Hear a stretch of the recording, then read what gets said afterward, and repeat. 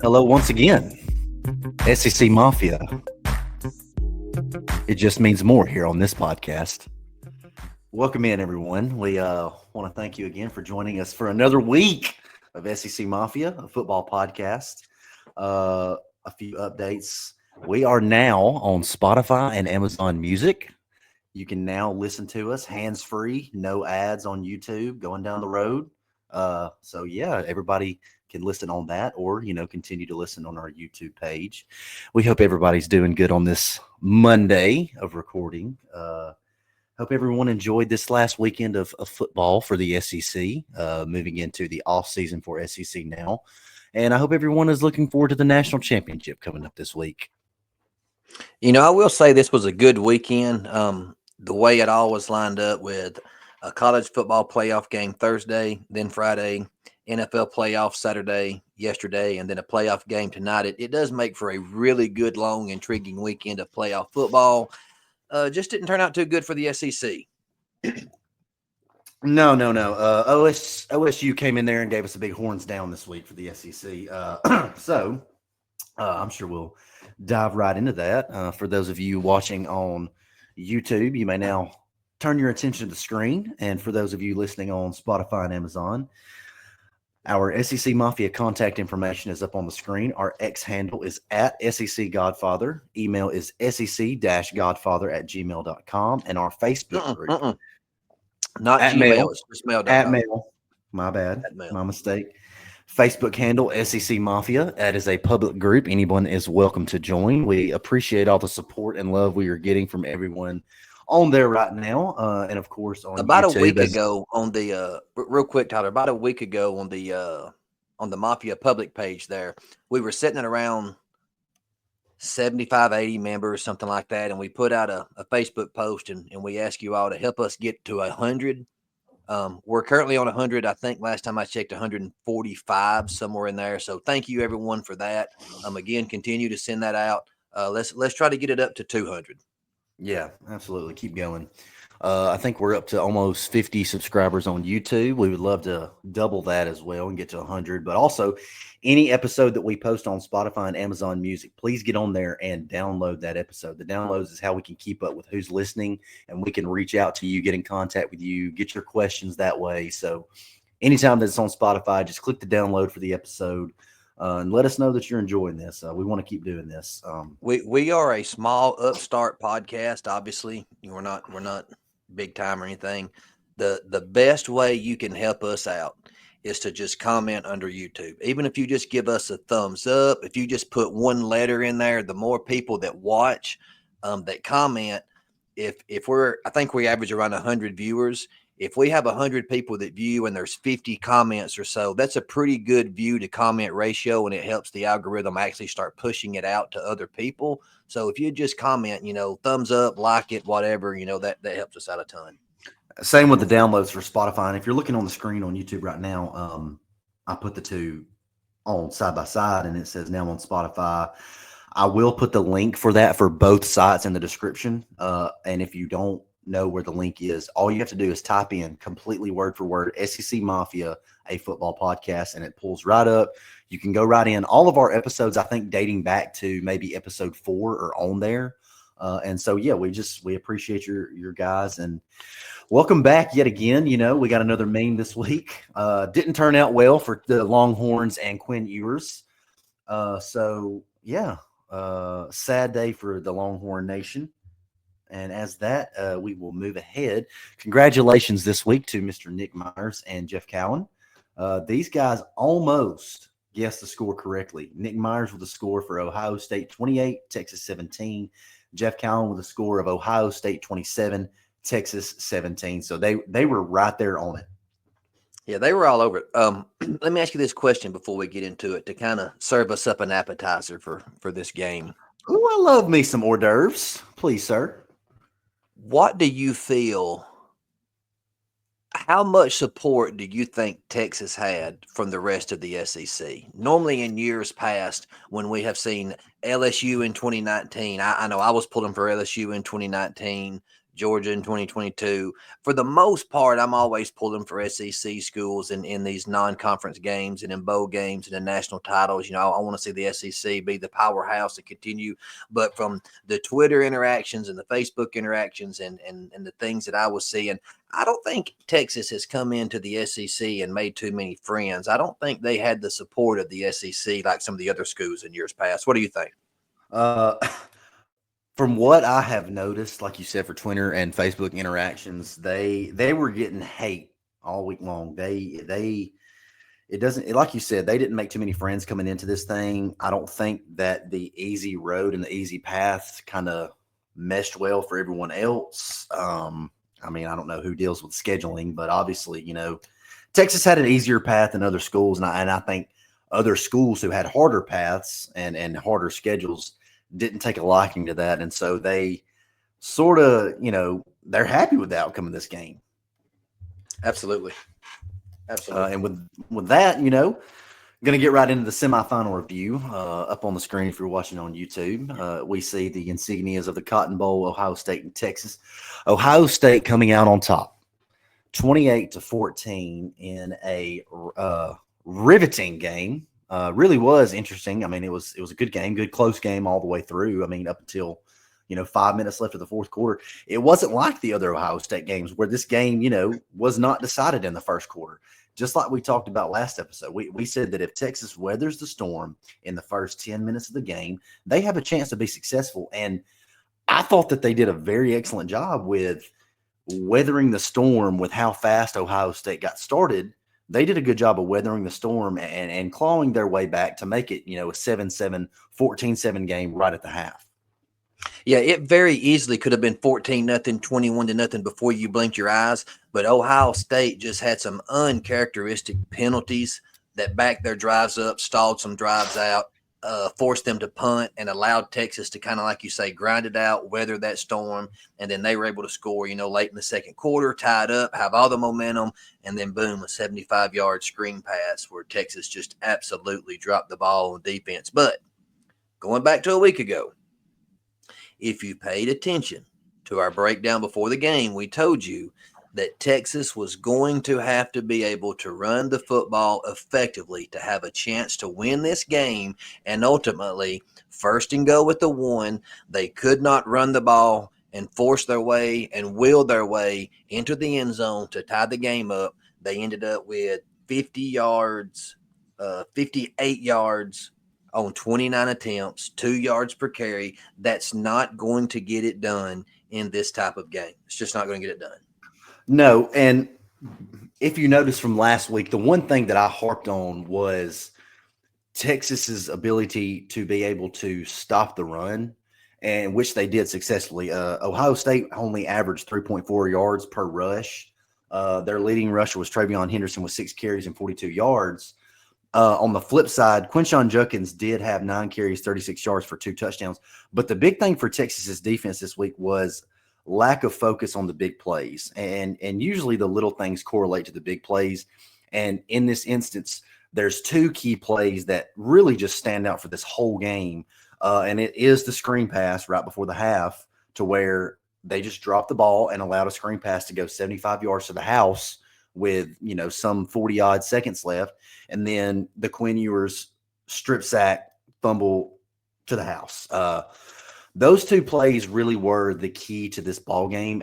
I mean, really and truthfully, it was evenly matched, and it very well could have been 14-14 at the end of the game. I will say, as bad as the sequence was inside the 5-yard line there at the 1, when Texas got stuffed, then they tried the toss sweep and ended up rolling out and having the strip sack fumble. That was a terrible sequence. But other than that, I thought Sark coached his rear end off. Even in the first quarter, some of the drives that didn't result in points, they picked up a few first downs. They had their motions going. He was scheming guys open. They suffered several drop passes. But I thought he did a great job of scheming his running backs open. And he kept killing Ohio State with the little wheel routes and the different variations of the wheel routes. I thought Sark caught a really good game early in the first quarter, especially on several key third downs and on into the second quarter. Ewers just kind of looked like he was seeing ghosts out there. I don't know if he was just kind of second guessing, but he wasn't trusting his protection. He would need to step up in the pocket. He would sit still and allow the pressure to get to him. The pressure would come from the edges, and he would need to just sit in the pocket, and he would step up and get sacked. Everything he was doing was just backwards for a while until he finally got into that rhythm, and they kind of got things going there toward the end of the first half and on into the second half. I thought Sark did a good job other than that last sequence, but he is going to regret that sequence all off season and for years to come. Yeah, a toss sweep on your 1 yard line against a defense who is predominantly known for their quickness. They're not massively big, but they can get east to west very fast. And to do a toss sweep on the 1 instead of lining up and pounding the ball, it's second and 1 on the goal. I mean, you've got 2-3 more downs. I mean, it's 4-down territory to pound the ball a yard. He like you said, is going to regret that all season. The one thing I will say is that there were some uncharacteristic drops on Texas wide receivers this week. I know Isaiah Bond had a few drops. You had Gunnar Helm. He had a couple of drops. Matthew Golden had a couple of drops. DeAndre Moore. I mean, there was just a couple of drops across the board to where Quinn Ewers played well enough to win the ball game. 59% roughly passing completion rate, 283 yards, 2 touchdowns. He did throw 1 interception. It did hurt them. I believe that Ohio State capitalized on that. He played well enough to win the ball game. Going back to my point about Sark dialing up the running backs, throwing to Blue and Weisner, Ewers was 11 of 14 for 101 yards. Mm-hmm. That's pretty good. That's pretty good numbers for backs. I mean, Sark was in his bag. Sark was dialed in. 2 touchdowns, 11 of 14, 101 yards, 2 touchdowns. He had a really, really good scheme. Like you say, they just – I hate to just say they blew it, but – They did. They blew it. And what I really believe, and again, it's the running joke on social media, how the SEC is undefeated in hypotheticals. Well, that's just what we do, okay? So here's my next hypothetical. I believe that with the way the first 2 rounds went for Ohio State, I believe if Texas could have scored with a few minutes to go in the game and tied the game up, for the first time all playoffs, we would have seen Ohio State with a little bit of pressure. Mm-hmm. 21-21. I would have really liked to have seen how Ohio State responded in Dallas, Texas. 65% of the crowd being Longhorns. I would have liked to have seen how they responded to a 21-21 game. Absolutely. It would have been the first time that their environment would have completely and drastically flipped to, like you say, all the pressure was on them now to capitalize and make a play to win the game. But yeah, the hate that I have seen on social media this week for Quinn Ewers has just been absolutely asinine. I mean, he played well enough to win that ball game, and everybody knows that, and they're just wanting a scapegoat, and so they say blame it on the quarterback when the quarterback played well enough. I mean, you go back to the 3rd and 10 that I believe it was Isaiah Bond hit him in the hands. He probably could have made a move and went to the house. So it's not just on one guy. It was everyone as a whole, and I believe that if they could go back on that Isaiah Bond drop, Georgia's receivers I've noticed are bad about doing this. For whatever reason, I don't know if it's like something that tries to make you more comfortable or what, but I've noticed a lot of college receivers have a tendency to jump when they don't need to jump. Mm-hmm. And it kind of throws the trajectory off and causes drops. He had no business trying to jump up to catch a ball. Just catch the ball, get upfield, and go. But like you say, there were some uncharacteristic drops by some of the receivers. They had a couple of bad penalties themselves. Just got a little sloppy at times, but they were in position to make it a game, go toe-to-toe with Ohio State. And it's really unfortunate that they had that strip sack fumble, take it to the house, at the end to go up 28-14, because the game does not tell the story as the final score. The game was not a 2-score blowout as No. it looks. It was really toe to toe, and Texas did a really good job of going toe to toe with. Let's just be honest, the $25 million roster. I mean, once they got McLaughlin, once they got Judkins, once they got Will Howard, once they Caleb got Downs. Caleb Downs, and all these guys in the portal, everybody at the beginning of the year said, well, Ohio State should win this thing in a landslide because of the roster they put together. So nobody should be surprised at what we're seeing right now. Oh And yeah, I mean, unfortunately, that is the new era of college football. Which big name program can go out with a top 5 roster and recruit 5 superstars who are already established superstars to come join their team to get them over the edge? That's what we're going to be seeing from now on. that's exactly right. Um, yeah, absolutely. And like you said, the score doesn't tell the whole story. Both teams with 2 trips to the red zone, Ohio State capitalized on both. And then there at the end of the game, we see that Texas went 1 for 2 with the strip sack. So both teams decent in the red zone. Texas, with just one more turnover, they lost the turnover battle 2-1. Really, both teams took away the run this week. So it was really, really pass heavy this whole week. Texas did a great job of bottling in Jeremiah Smith this week. But with that, they also have Emeka Egbuka and Carnell Tate on their team. And Carnell Tate, Travion Henderson, and Emeka Egbuka all stepped up in their respective receiving game as well. Ohio State was able to use their running backs in the passing game this week as well, with Travion Henderson on screens. I know that Quinn Judkins had like 4 receptions for I want to say 42 yards. So both teams utilizing their backs this week. Defensively, 4 sacks for Ohio State on Quinn Ewers. I just would have thought that the way that Texas's run game has evoluted through this season to where we saw a couple of weeks ago at the regular season end with Trey Wisner just absolutely going off with 2 touchdowns and like 150 yards rushing. You would have thought that Texas's O-line would have been a lot more physical than what they were, and it was just not the case this week, allowing 4 sacks. So Ohio State definitely winning the line of scrimmage on both sides of the ball, and that's ultimately what led to the demise of Texas this week. Absolutely. So with that, we get to preview the very first ever 12-team playoff national championship this week, January 20th in Atlanta. Notre Dame Fighting Irish versus the Buckeyes. Not only is the SEC not represented in the national title, No. Ohio State and Notre Dame are coming to our backyard in Atlanta and going to play for the national title.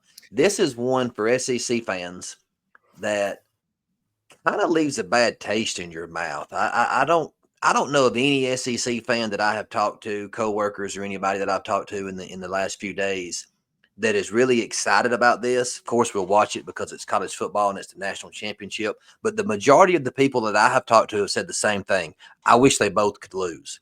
It's known that forever and ever, Notre Dame has been the kind of arch nemesis of the SEC and all major conferences. The way they won't join the conference, they do their little independent gig. They get all their TV rights money, all their bowl money. They're not having to split it with any other institutions or anything like that. And they've kind of been this evil entity within college football. And then on the other side, almost every fan you talk to is kind of fed up with the transfer portal, and they're fed up with NIL, and they don't like how players are jumping ship from year to year. And now all of a sudden you've got the evil empire of Ohio State, who has went out and back channeled and got the best safety in the game from Alabama, one of the best running backs in the game from Ole Miss. You got Will Howard, who's a multi-year starter, to come in. You get Seth McLaughlin, who wins the Remington Award for the best center in the game. You just kind of go out and cherry pick these players, and it's just not a matchup that I think very many people are excited about. No, and expounding on the history a little bit, this is the first time since 2004 and 2005 that an SEC team has not competed in the national championship, with those 2 teams in 2004 and 2005 actually being USC and Texas those 2 years when Texas was still in the Big 12. So little history there.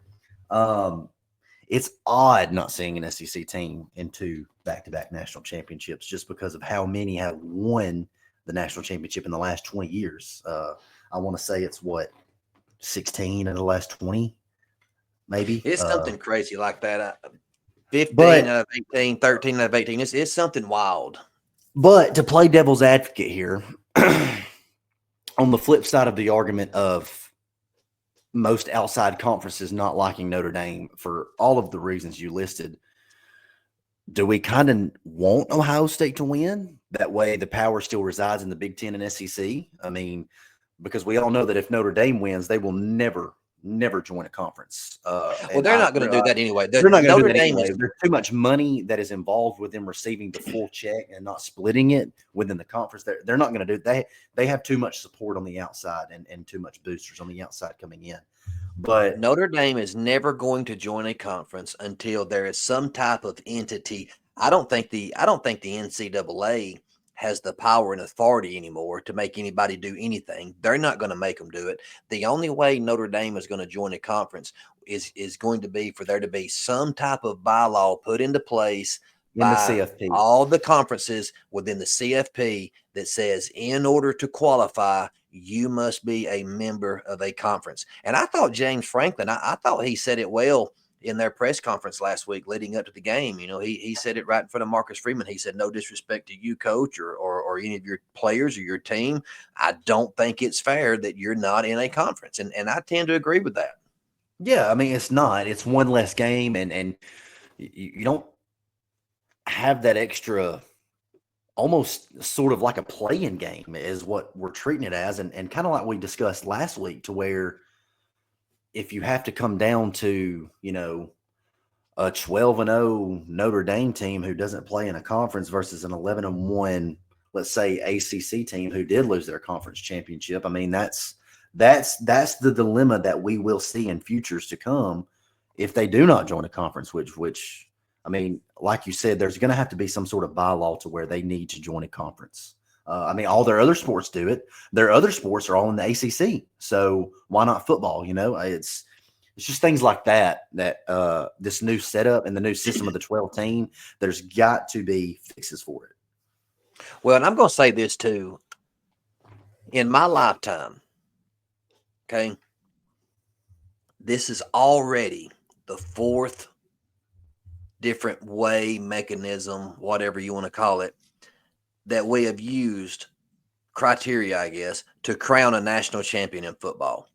We need to get all this worked out. We need to get all the details and all the kinks ironed out, and let's stop all this looking ahead to after next year. And there's this talk that, well, let's expand to 14 and see how that does. And then 2 years later, we're going to expand to 16 and see how that does. We need to get the model that we're going to use, solidify it, and be done with it. When I was a kid, you had your bow tie-ins, and the national champion was awarded based on a beauty contest. You may have the number 1 team in the country because of their bow tie-ins. They may be playing the number 10 team in the country, and the number 2 team in the country may be playing number 7. And there was no criteria for crowning a national champion other than the AP and the coaches poll voting. That's why you had so many splits.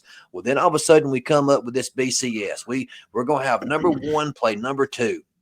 We did that for a few years. Then that wasn't enough. We had to go with the CFP, and we had to have the top 4 teams going to a playoff. Now that's not enough. Now we got to have the top 12 teams. We just need to get whatever we're going to do to crown a national champion, solidify it, and be done with it. I mean, if you think about it, college football is the only major sport in the United States of America that has made this many drastic changes about how to crown a champion over the last 20 years. We've went through really over the last, I guess, 30 years since the BCS from 98 to the last 26 years, we've went through 4 radical changes. Let's just get somewhere and stop on it. Absolutely. That way, you know what to expect. You know what a so-called committee is looking at throughout the season. And frankly, we should get rid of committee. And the only way that the only fix really, and we've harped on this so much, and we'll continue to do it just because it's, like you said, it's the product of our nature around us, and what we have seen is just so much change. And the only way that you're going to get a solidified fix is it's going to have to be set up like the NFL. You're going to have divisions. And if you win your division, just like they do it, the top two teams from each side.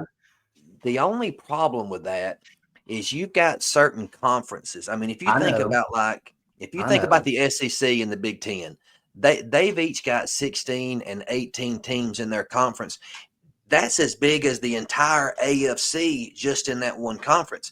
And so something's going to have to be done. I don't know if you go within the SEC and you create 4 divisions of 4 teams each, and everybody plays a similar schedule, and then the top 4 teams go play for the conference championship. I don't know how you do it, but the way it is right now, to where these major conferences like the SEC and the Big Ten and all these other conferences not having divisions, it is allowing the conference offices to cherry pick easy schedules for whomever they wish.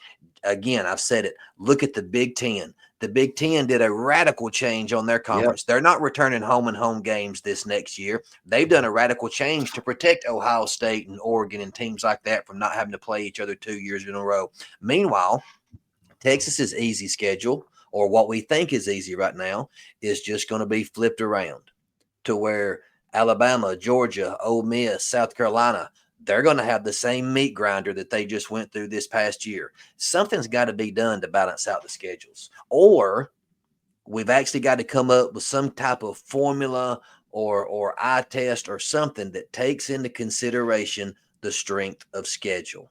One of those two. Mm-hmm, absolutely. And so with that, we move along. Give us a pick for the national title. Who you got? Yeah, man. Yeah, we're not even going to talk logistics. We're not even going to talk, Yeah, just give a score. Nobody cares. Man, nobody cares about this. The big question, though, is can Notre Dame's defense stop the run? And will they be able to stop Jeremiah Smith? That's my only question. I don't think they will. I think Ohio State wins accordingly. The score is going to be 32 Ohio State, Notre Dame 14. So Notre Dame should have a pretty good blueprint from what Texas did to slow down the Ohio State offense. I do think Notre Dame's defense is legit. I think they'll be able to slow Ohio State down early in the game, but I think it'll be kind of like what we saw with Ohio State and Texas. I'm with you. 31-13 is what I had in mind. Ohio State winning. I've fallen in love with Riley Leonard. Again, him being a Fairhope guy from down here in Lower Alabama. I'd really like to see him win a national title. All the locals down here say he's a great young man from a great family. I wouldn't mind seeing him win one. I just think that their offense is just not explosive enough to keep up with Ohio State. They don't make enough big plays. They're very vanilla in what they do. And Ohio State, like we saw, has that big play capability to stretch the lead out. And so, like you were saying, big plays are going to play a huge factor in this. I don't think it's just going to be a slow back and forth. There's going to be some big plays made. And one thing Notre Dame has going for them, they have done a terrific job all season long of forcing turnovers. If they can do like they did with Georgia, if they can force a couple of turnovers and set themselves up inside the red zone, if they can get a kick return, punt return, and set themselves up, to me, if Notre Dame's going to have any chance in this football game, they've got to be gifted. They've got to be gifted 14 points from a kickoff return, block punt for a touchdown, pick six, scoop and score, something, but they've got to be handed 14 points. Just like they were handed 14 points against Georgia. Absolutely. So that's really and truthfully, when we talk about big play capability, strictly just talking about offense, they don't have that. But they made some explosive plays with special teams, and that's how they're going to have to win this ball game. You want me to blow your mind? Blow my mind, please. What would you say if I told you that the Notre Dame offense actually averages more points per game than Ohio State's? Nice. 37 points per game for the non-explosive Notre Dame offense that we've ratted on, to 35.8 for Ohio State. Jeremiah loves But he's a nice back, but in these big games, he's kind of been hobbled up. He's kind of been shut down. Their offense goes as their running game goes, and I just don't think they'll be able to run the football. is that taking into account the entirety of their season? Well, sure, it's taking into account again. And Imagine this. that in lies the problem with strength of schedule. You have to look. I'm fine with them averaging more points than Ohio State. That's good. But look at who they're averaging it against. NIU, Northern Illinois, who they lost. Purdue, who went 1-11. Miami of Ohio. Yay, they went 9-5, but Miami of Ohio yet again. 3-9 Stanford. Florida State, who went 2-10. Virginia, who went 5-7. So of course they're going to average more points than them. So get this, and this has kind of been my point this whole season. And it's really starting to come to fruition as we're about 4 or 5 years into this transfer portal and NIL mess. And it really just gets rampant every year. This year already in the early portal window in December, we've seen over 600 players. Over 600 players hit the portal in just this first window. I've been saying what you're doing is you're creating all this parity, and you're going to create more and more and more of these major upsets in college football. Think about this. The national champion for the year 2024 football season is either going to have lost to Northern Illinois or to 7-5 Michigan. Nice. And that's been the one thing that's kind of set college football apart is as the season has progressed, you have seen the best teams kind of rise to the top. I think we're done with that. I think you're going to see these major upsets, and it's going to be more and more like the NFL.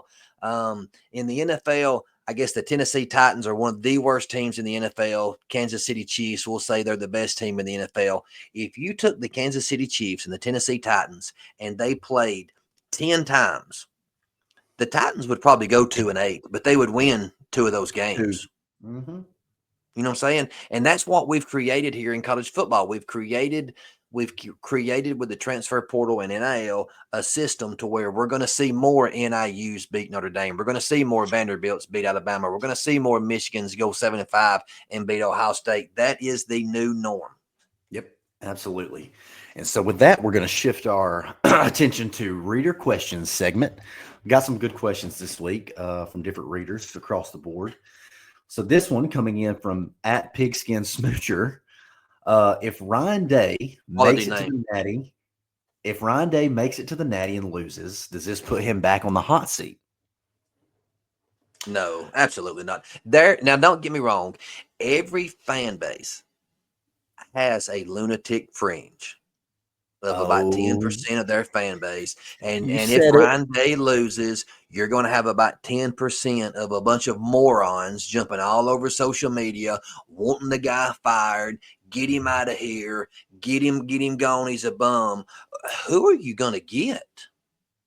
No, this does not put him on the hot seat with any logical Ohio State fan or any administration at Ohio State. No, he's not going to be in the hot seat. The lunatic fringe, if Marcus Freeman loses, as great of a job as he has done turning Notre Dame around, there'll be Notre Dame fans screaming for him to get fired if he loses.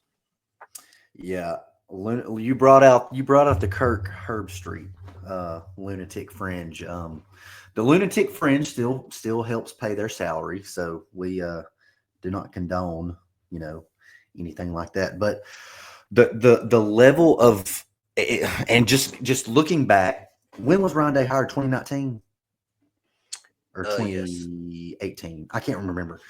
So going back, they have had an over 800 win percentage ever since Ryan Day has taken over. With 2019 going 13-1, COVID year 7-1. That was a little odd, and then 11-2 for 3 years, and now he is at 13-2 for this year. So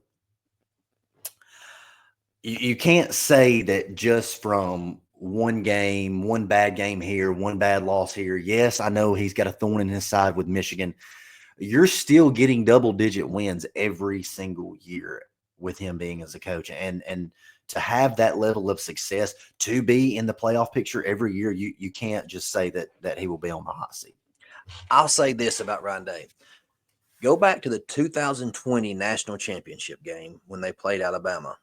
That may have been one of the absolute worst defensive coached games I have ever seen in my life. The fact that Alabama would take Devontae Smith, who had just won a Heisman Trophy, put him in a little bit of motion and stop him there at the inside slot, and Ohio State they continued trying to cover him with a middle linebacker. Had he not broke his hand in that game, he may have went for 350 yards. I mean, he was right at 200 when he got hurt early in the second half, and Alabama had such a huge lead. That was a pretty poor coach game.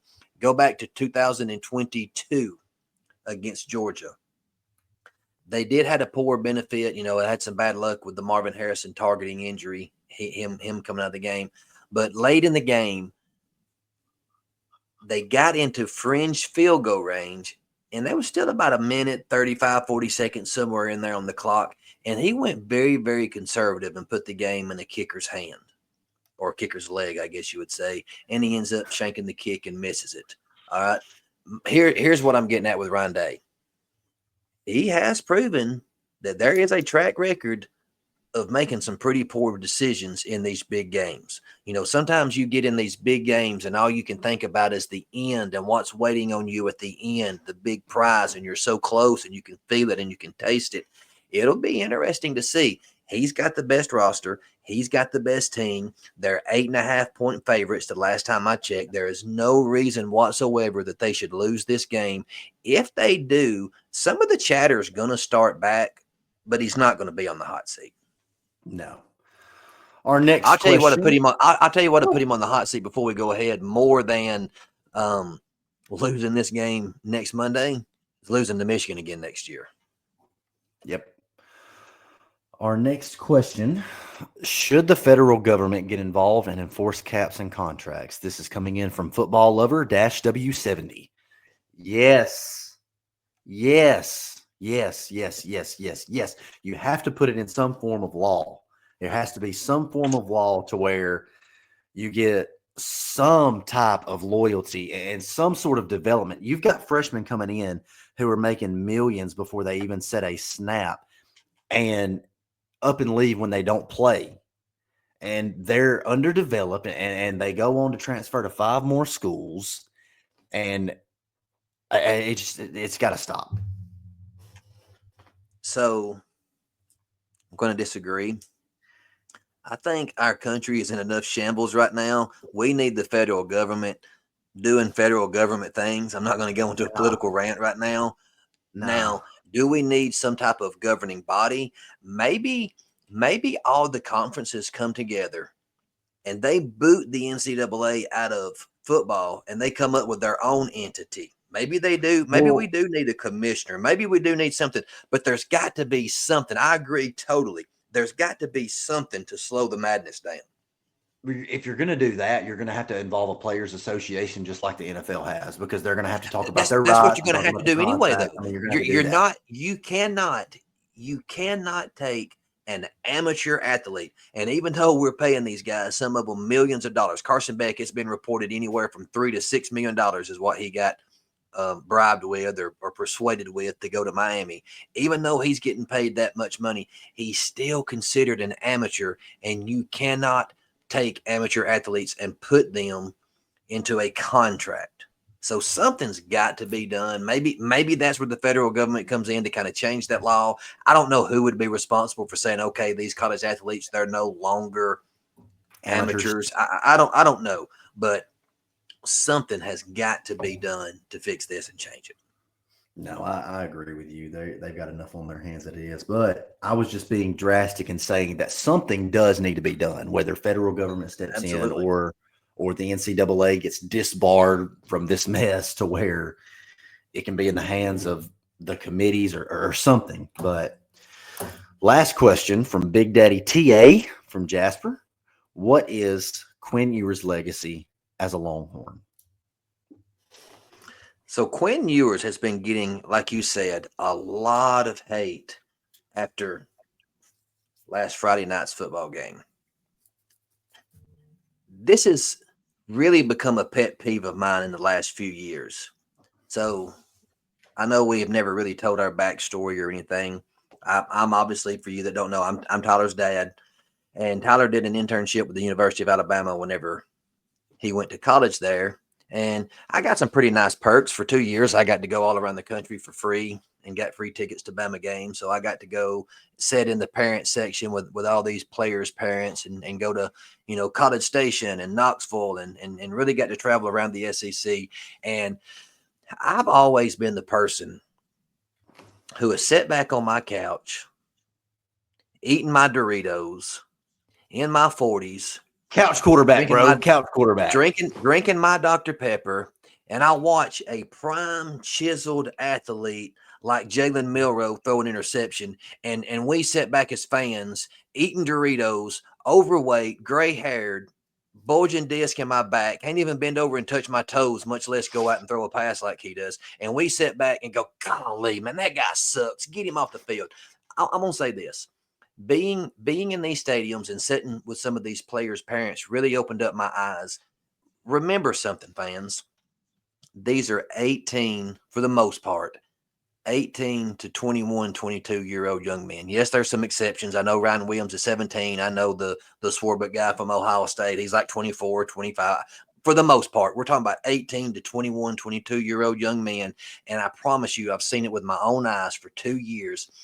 When they walk out on the field for warm-ups, they look up in the stands and they find their parents. They're still that little boy playing that little boy's game. When the game's over and they lose, they're mad, they're hurting, they're squalling, they're upset. And I'm going to tell you something. It's not fair for us as fans to sit back and call these Division I athletes trash, sorry, no good, when none of us could do any better. Did Quinn Ewers maybe not live up to the expectations that people had for him? Maybe so. Maybe so. But Quinn Ewers brought you back, Texas. Steve Sarkisian brought you back.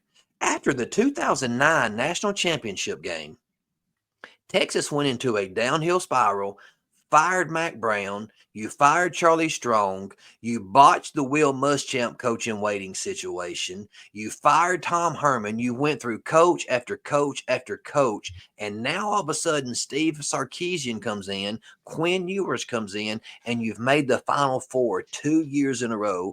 You win a Big 12 championship last year, you play for the SEC championship this year, and now all of a sudden all I see on social media is how sorry Quinn Ewers is and how I can't wait for this guy to get gone. He can't get gone fast enough. Be careful what you wish for. His legacy should go down as being the quarterback that brought Texas back, but unfortunately, I don't think he will. Man, that was beautiful. I mean, somebody, you need to write a book, man. That was awesome. That's what I do. Tune into SEC Mafia Weekly for more discourse just like that. Love it. Love it. I mean, I'm not even going to go into it because I agree. I'm the same way. If I wanted to play devil's advocate, I would say, yes, we are paying these guys. Not we, but they are being paid now. So I guess that does hold some weight to it. But still, at the end of the day, these guys, when they lose, are the first to get mad at themselves and blame themselves. Yes. I myself, like Randy, have seen it firsthand. They are the first ones to come in watching film, not even 10 hours after the loss, to see what mistakes they can correct. So, yes, I agree. Quinn Ewer's legacy should go down in the history books at Texas as the man that brought them back. But I don't think it will, like you said. And so, with that, we move to final thoughts. Mr. Randy, you have a final thought for us this week. Yeah, I've got a final thought. There's this narrative going around about how the SEC's down, the SEC's over with, the SEC's garbage, and all this. And I've heard this a couple of different times in the past week or two.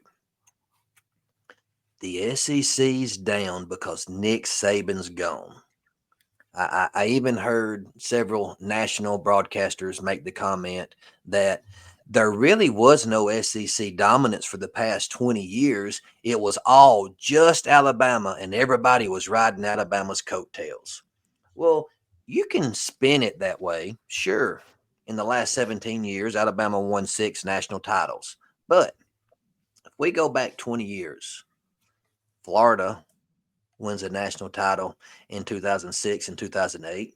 LSU wins a national title in 2007. And Auburn wins a national 2019. title in 2010, plays for one in 2013. LSU wins another one in 2019. Georgia wins one in 21 and 22. So it's not just been Alabama. But let me go a step further in proving my point. The 6 years that Alabama won a national title, 4 of those national titles, there was an SEC team that was right in the waiting trying to grab that from them. 2009, Alabama beats an undefeated Florida team. Alabama beats a Florida team in Atlanta. Do we not think if Florida would have won that football game that they would at least went and played for the national title? Sure, it was still in the BCS area. They were ranked high enough. They would have went and played for the national title, probably would have won it. They definitely would have competed for that national title. In 2011, when Alabama won a national title, they beat LSU in the national championship game. In 2012, Alabama had to beat a top 4 ranked Georgia Bulldog team in Atlanta. The ball game comes down to the last play of the game. Had Georgia won the game, they would have went on to the BCS national championship.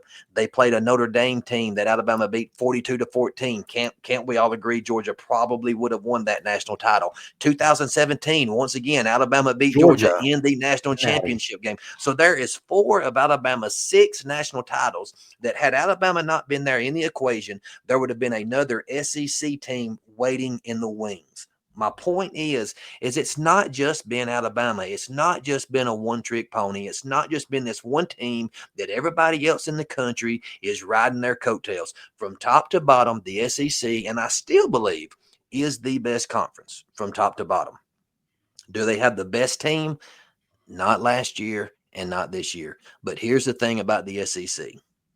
Alabama, Georgia, Texas, Auburn, Tennessee, Florida, these teams are not going to stop until they win a national title. And then when they win one, they're going to try to get another one. Okay. That's why you see SEC with the top recruiting classes. That's why you see the SEC put more players in the NFL than any other conference from top to bottom. That's why you see those things. And I still believe the SEC is the best from top to bottom. In the last 2 years, yeah, they've been a little bit down, but when you look at recruiting rankings, the SEC is not going anywhere. No, absolutely not. I mean, they rank. We have 2 or 3 schools in the top 5 every year, and to expand on the prominence of the SEC champion going on to play in the Natty, let's dumb it down for all us. Let's dumb it down and simplify it even more. I'm not even going to say simplify it, but magnify it even more to Alabama versus Auburn. How many years have we seen the winner of Alabama versus Auburn go on to play in the SEC championship? So, I mean, for all you Auburn fans out there, I mean, we have the best rivalries. We have the best games. We have the best teams. It is the best conference across the board. Hands down. No questions asked. Absolutely. Absolutely. And so with that comes the end of yet another SEC Mafia podcast. Do you have any other final thoughts, Mr. Randy? No, just a last second plea. On our Facebook group page, we put a post out a couple hours ago. We'll be back next week to kind of wrap up the season, wrap up the national championship, and completely close everything out. Once next week is over with, we'll probably start coming on here every other week. We're going to take 4 or 5 teams a week. We're going to do a complete breakdown of their season, kind of give them a grade, do that for a few months, and then kind of get on into the next season coming up. By the time we do that, we'll get into spring ball, different things like that. On the Facebook group page, we put a statement out there telling you all that if you've got something you'd like for us to talk about, to comment it under there. If you've got questions, if you've got some topics, we're going to get into recruiting rankings a little bit more. We're going to get into transfer portal. We're letting all that stuff die out and settle down, and then we'll handle all that. But if there's any topic you've got, just comment it on that Facebook post, and we'll be glad to get to it over the next few months. Absolutely. I hear there is talks of maybe a live episode with some listeners' questions coming up. We'd love to have, 15, 20 of y'all listening live. We'll try to time it up to where everybody can be on there and listen to that, answer some questions. But yeah, I mean, good episode. Hope to see you guys next week. We will post this as soon as we get out. And yeah. The SEC is not dead. We're coming back with a vengeance. All right. Hey, See you guys later. Have a good week.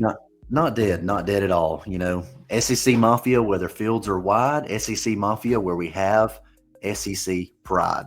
SEC Mafia out.